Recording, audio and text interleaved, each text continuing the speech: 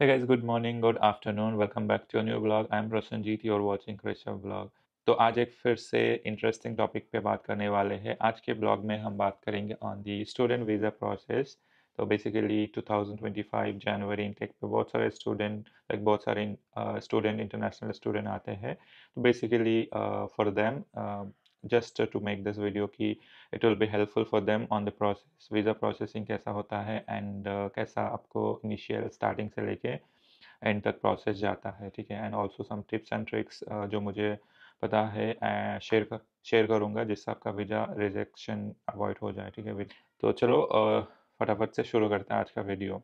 तो basically visa processing पे first आपका स्टेप आएगा, देखो, selection of your college and course. तो बेसिकली डबलिन पे अगर आप डबलिन पे आना चाहते हो या आयरलैंड के दूसरे काउंटी पे भी जाना चाहते हो तो मोस्ट कॉलेजेस, ज़्यादातर कॉलेजेस डबलिन पे ही है।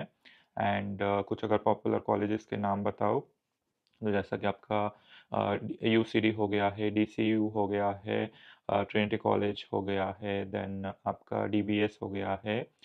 वाह! ये सारे कॉलेजेस थोड़े पॉपुलर है in Dublin, Ireland. Other than that आपको university of Cork, university of Galway, Maynooth university, बहुत सारे दूसरे यूनिवर्सिटी दूसरे काउंटी में भी है। Those are also good colleges, ठीक है। तो ये सिलेक्शन आपको फर्स्ट आइडेंटिफाई करना है कौन से कॉलेज से आप मास्टर करने वाले हो, उसके बाद कौन सा कोर्स पे आप करने वाले हो, ठीक है। तो बेसिकली कोर्स की अगर बात करो जो मोस्ट पॉपुलर यहाँ पे है अभी फिलहाल, in in point of view of job purpose, आपको देखो डाटा साइंस पे बहुत सारे ऑप्शन मिलेंगे जॉब्स वगैरह।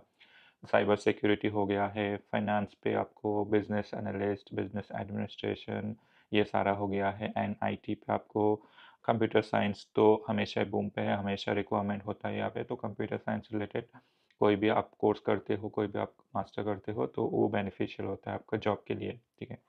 तो बेसिकली ये दो फर्स्ट स्टेप है, identifying your college and course. उसके बाद आप लाइक एडमिशन प्रोसेस के लिए एप्लीकेशन देना पड़ेगा। देन कॉलेज से एक एनरोलमेंट कंफर्मेशन या एनरोलमेंट लेटर आएगा आपको, ठीक है। तो एनरोलमेंट लेटर और कंफर्मेशन लेटर आने के बाद आपको फ़ी पे करना पड़ेगा, जो कॉलेज का काइंड ऑफ कोर्स फ़ी होता है for particular that year. And the good thing is कि आयरलैंड पे आपको 1 ईयर का मास्टर होता है, एक ही साल का आपका पीरियड रहेगा। उसके बाद 2 साल का आपको पोस्ट स्टडी वीज़ा दिया जाता है। तो जब आपको कॉलेज कंफर्मेशन हो जाएगा एंड कॉलेज फ़ी स्ट्रक्चर भी पता चल जाएगा, तब आपको फ़ी पे करना पड़ेगा। एंड जितना मुझे पता है फ़ी कुछ 10,000 मिनिमम से शुरू होता है, 9,000 10,000 ऑनवर्ड होता है कॉलेज फ़ी। कॉलेज का फ़ी आपको पे करना पड़ेगा आफ्टर योर एनरोलमेंट कंफर्मेशन, ठीक है। तो कॉलेज फ़ी पे करने के बाद आपको फर्स्ट जो आपने पे किया है दैट रिसीव्ड, एंड ऑल्सो एक कंफर्मेशन लाइक कॉलेज को अमाउंट रिसीव हुआ है, फ़ी रिसीव हुआ है, उसका एक कंफर्मेशन लेटर भी लेना है कॉलेज से, ठीक है। उसके बाद आता है वीज़ा प्रोसेस, ठीक है। वीज़ा आपको पेमेंट होने के बाद, कॉलेज फी पेमेंट होने के बाद आपको वीज़ा प्रोसेसिंग के जाना पड़ेगा। वीज़ा प्रोसेसिंग पे आपको बेसिकली कौन-कौन सा डॉक्यूमेंट चाहिए। एंड वीज़ा प्रोसेसिंग का प्रोसेस सिंपल है कि आपको वीएफएस में अपॉइंटमेंट बुक करना पड़ेगा।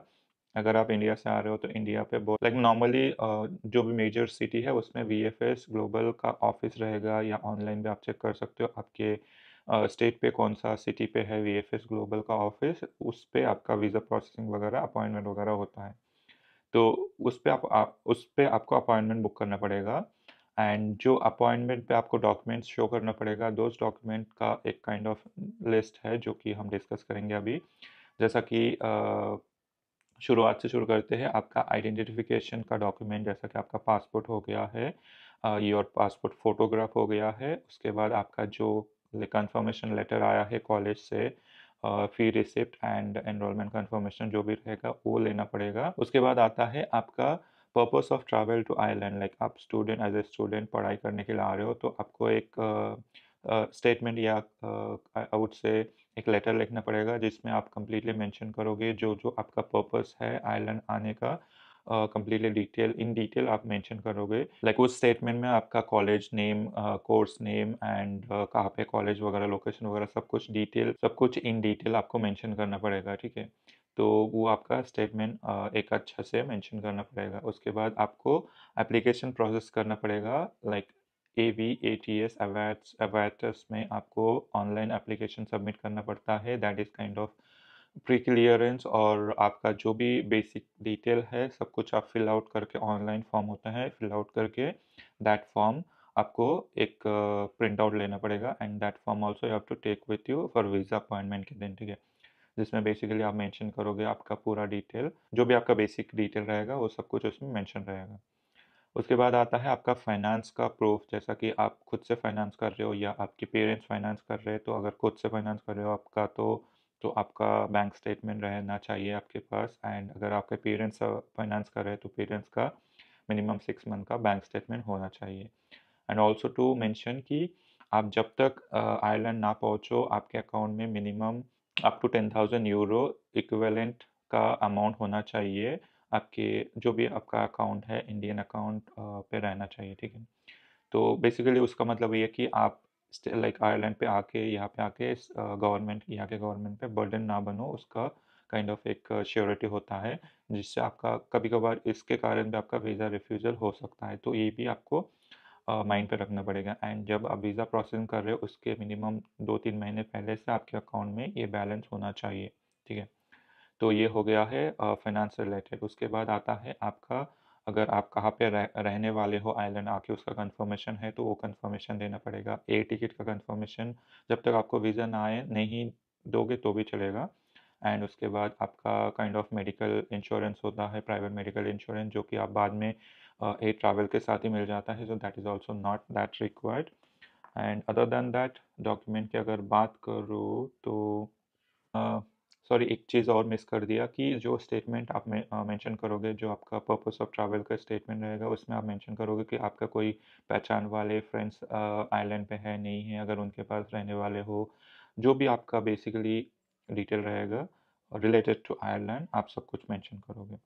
अगर आप सर्च कर रहे हो कोई कंसल्टेंसी या इंस्टीट्यूट का जहाँ से आपको स्टडी रिलेटेड प्रोसेसिंग करवाना है, तो Uniflic abroad study community is one of the good institute और कंसल्टेंसी जहाँ से आप करवा सकते हो आपका वीज़ा प्रोसेसिंग वगैरह। डिस्क्रिप्शन में सारा डिटेल है।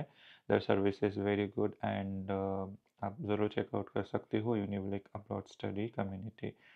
डिस्क्रिप्शन में आपको सारा डिटेल मिल जाएगा। And also the best part is like इनका कोई सर्विस चार्ज नहीं है। आप मेरा प्रोमो यूज़ करोगे तो ओनली 500 आपको पे करना पड़ेगा, जो कि रिफंडेबल है, बाद में रिफंड हो जाएगा, ठीक है। तो ज़रूर चेकआउट करो यूनिफ्लिक अब्रॉड स्टडी कम्युनिटी। डिस्क्रिप्शन में सारा डिटेल मिल जाएगा आपको। उसके बाद आता है आपका English language certification kind of. Ireland पे अभी देखो जो भी आप कोर्स करोगे आयरलैंड पे इंग्लिश ज़्यादातर यूज़ होता है, एंड उसके लिए आप काइंड ऑफ एक आइल्स पे इंग्लिश टेस्ट लेना पड़ेगा, एंड उसका एक काइंड ऑफ सर्टिफिकेशन आता है एंड स्कोर आता है। तो आइल्स पे आप इंग्लिश सर्टिफिकेशन के लिए इंग्लिश टेस्ट ले सकते हो। नेक्स्ट इज़ योर लाइक, अगर आपको प्रायर कुछ एक्सपीरियंस है तो all your experience letter and relieving letter जो भी आपके पास है वो आपको देना पड़ेगा। साथ ही साथ आपका जो प्रीवियस डिग्री तक का जो सर्टिफिकेशन है वो भी आपको कलेक्ट करना पड़ेगा, वो भी आपको रखना पड़ेगा, ठीक है। एंड आफ्टर दैट आपका आपको एक पुलिस क्लियरेंस के लिए भी सर्टिफिकेट लेना पड़ेगा कि यू हैव नो ऑब्जेक्शन और समथिंग, कुछ भी आपका क्रिमिनल हिस्ट्री नहीं है, बैकग्राउंड नहीं है for that your home country. तो पुलिस क्लियरेंस सर्टिफिकेट भी आपको लेना पड़ेगा। ऑल्सो कुछ अगर वीज़ा रिफ्यूज़ल है अर्लियर तो वो भी रखना पड़ेगा, बेसिकली मोस्ट केसेस में नहीं रहेगा। तो जो भी है ये सारा डिटेल आपको रखना पड़ेगा। फिर से all are the basically important document जो आपको कैरी करना पड़ेगा वीएफएस ऑफिस में, ठीक है। तो जब ये डॉक्यूमेंट रेडी हो जाएगा वीएफएस में, जिस दिन आपका अपॉइंटमेंट रहेगा उस दिन जाके आप सबमिट करोगे काइंड ऑफ। उन लोग सिंपली आपका डॉक्यूमेंट स्कैन करेंगे, स्कैन करके आपको रिटर्न कर देंगे, एंड जो भी स्कैन डॉक्यूमेंट उनको उनके पास रहेगा that will go to New Delhi Ireland embassy, ठीक है। तो 2-3 दिन, 2 दिन ज़्यादातर लगता है, 2 या 3 दिन तक। उसके बाद वहाँ से आपको पासवर्ड वगैरह सब कुछ सबमिट करना पड़ेगा उसके साथ ही, डॉक्यूमेंट के साथ ही। तो उसके बाद आपको आपका जो भी अप्रूवल या रिजेक्शन जो भी रहेगा आपको रिटर्न आएगा आपका पासपोर्ट पे। अगर वीज़ा अप्रूव होता है तो वीज़ा स्टैम्प होके आ जाएगा, ठीक है। तो ये सिंपली आपका प्रोसेस रहेगा ऑन वीज़ा फ्रंट। उसके तो बेसिकली ये वीज़ा प्रोसेस के बाद आप टिकट बुक करो, देन अंटिल यू लैंड और आयरलैंड रीच होने तक आपके बैंक में मिनिमम बैलेंस जो मैं पहले मेंशन कर चुका हूँ 10,000 तक का यूरो इक्विवेलेंट लगभग 9 to 10 लाख रुपीस होना चाहिए, जिससे आप यहाँ पे सर्वाइव करने के लिए आसान हो, ठीक है। अपार्ट ऑफ योर कॉलेज फ़ी छोड़ के, लाइक कॉलेज फ़ी तो आप ऑलरेडी पे कर चुके होंगे, तो ये मिनिमम होना चाहिए। ऑल्सो जब आप रिच होगे, अगर बात करो काइंड ऑफ यहाँ का सिचुएशन कैसा हो सकता है, देखो यहाँ पे basically part time job easily मिलता है, एंड पार्ट टाइम जॉब से you can easily survive your stay वगैरह एक्सपेंसेस। एंड आने से पहले द मोस्ट थिंग, आपका जो भी अकोमोडेशन कंफर्मेशन है या अकोमोडेशन कहाँ पे रहने वाले हो वो सर्च कर लो, वो फाइनलाइज कर लो, क्योंकि अकोमोडेशन के लिए थोड़ा दिक्कत होता है यहाँ पे। एंड इनिशियल डेज पे आपको, स्टार्टिंग डेज पे कैसा एक्सपीरियंस या क्या क्या एक्सपेंसेस रहेगा, उसका एक वीडियो है, मैं लिंक दे दूंगा, आप देख सकते हो। तो बेसिकली यही आपका प्रोसेस रहेगा वीज़ा पे। एंड अदर देन दिस, अगर आपका कुछ फर्दर क्वेश्चन रहता है तो आप ज़रूर पूछ सकते हो इन कमेंट सेक्शन, मैं आंसर करने के लिए कोशिश करूँगा, ठीक है। ओवरऑल यही प्रोसेस है, एंड मोस्ट केसेस पे मैक्सिमम टाइम आपका वीज़ा एक्सेप्ट हो जाता है, ज़्यादा रिजेक्शन नहीं होता है। Other than any other country, island पे वीज़ा एक्सेप्टेंस रेट अच्छा है, ठीक है। तो चलो आज के वीडियो पे इतना ही रखते हैं। I hope you like the video, and कुछ डाउट फर्दर रहता है तो कमेंट में पूछो। वीडियो लाइक करना, चैनल को सब्सक्राइब करना। मिलता हूँ नेक्स्ट वीडियो पे। Till then stay tuned, stay safe.